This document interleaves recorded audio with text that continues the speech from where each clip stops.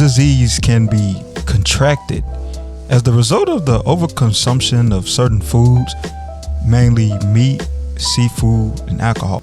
As a common theme of the album, Nas uses this as a metaphor for how in life one must focus on the right things and avoid indulging in negative behavior. Our world is becoming increasingly filled with distraction. Information moves faster, louder, and brighter than ever before. Entertainment, social media, and marketing have never been so prevalent.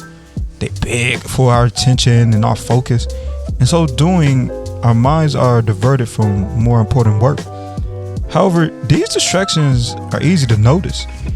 We readily admit that we spend too much time checking email, watching television, or playing games on our phone.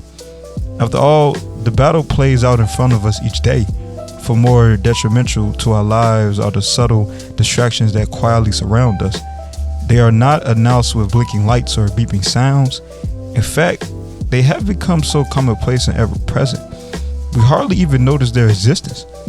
But these distractions take residence in our mind and wreak havoc on our pursuits. And in the end, they keep us from living our lives to their greatest potential.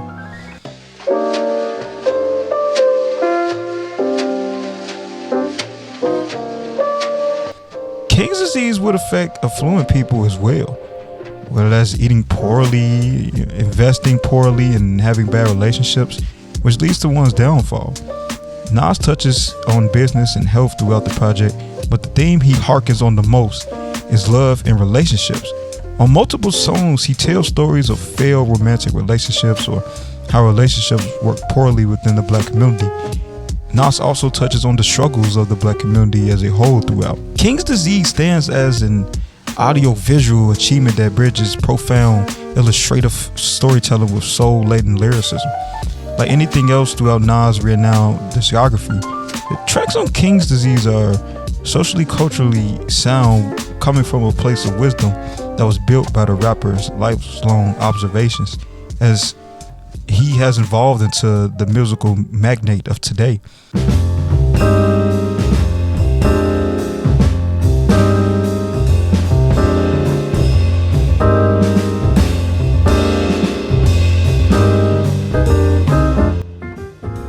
With centuries passed and cultures lost along the way, the average individual is experiencing an adapted world where our perceptions and preconceived notions of what we believe things should be subconsciously affected, such as with specific ways of living, art forms, music choice, and so much more.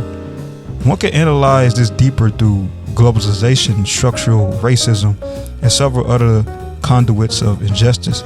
But one thing is certain: there's an ideology hegemony in contemporary art and society as a whole. In the case of art, Afro-Cuban artist Hermania Rosales looks to challenge this white dominant narrative by incorporating her own culture and heritage. A daring act that has garnered widespread acclaim with a mix of criticism by those who deem the skin color change of religious icons as blasphemous. Rosales states, "Whenever somebody hires me for a commission piece, I want to take full creative control. He know my background and how I incorporated symbolism in my African heritage. He went with it. All he said was that he had a vision of King's Disease in the form of gluttony and that sort of thing. The rest was up to whatever else I could envision. I wanted to incorporate the entire life cycle just like a king would a leader. It goes from birth to innocence and pearls, and then it's to the knowledge, which is the snake, and then death, which is why you have the skull at the bottom. I included all of this and included the color red, which means sacrifice. Not in the devil way that American society has adopted, but sacrifice metaphorically in all aspects of life. Sacrifices to get where you're at, whether it is sacrificing your fun time or luxury time in order to get what you want, or putting in the work, as they say. It's all up to interpretation." If you enjoyed the video, leave a like.